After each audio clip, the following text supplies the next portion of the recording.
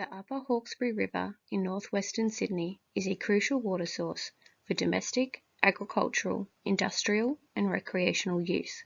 Increased human activity and population growth has placed pressure on the catchment and impaired the water quality.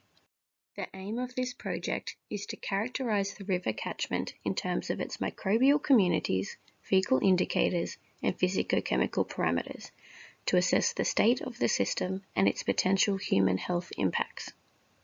To do this, we monitored the water and sediment for a year. This is what we found. Sites along the main stem of the river and its three major tributaries could generally be considered of good quality. The river sites were characterised by low organic loads and high dissolved oxygen. In contrast, the on-farm storages could be characterised by higher organic loads and higher alkalinity. The on-farm storages typically had more faecal contamination. Lastly, the two wetland sites had distinctly high turbidity, high biological indicators, and very high conductivity. Water at these sites could be considered brackish. Despite these differences in physicochemical profiles, the three water source types had similar alpha diversities. At the phylum level, though the compositions varied, several key phyla are persistently present.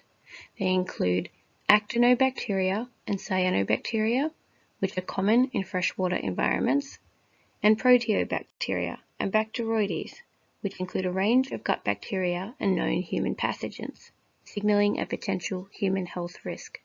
The most notable result is the difference between the populations present in the water and those in the underlying sediment. The sediment had significantly higher alpha diversity and a richer phylum composition. The sediment may be a better indicator of the long-term health of the system, compared to the more dynamic water column. A constrained analysis of principal components shows the differences between the individual samples. The populations appear to be grouped by source type. This analysis reveals a number of variables that together can help explain population differences. They are longitude, which suggests spatial variation, the day of year, which suggests temporal variation, and a range of physicochemical parameters and faecal indicators. Also revealed is the importance of preceding environmental conditions, such as temperature and solar exposure.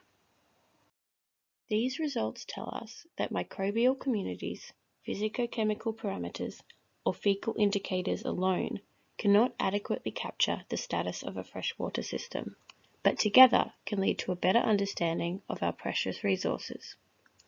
The presence of faecal indicators and human health-related phyla also emphasizes the connection between water health and human health.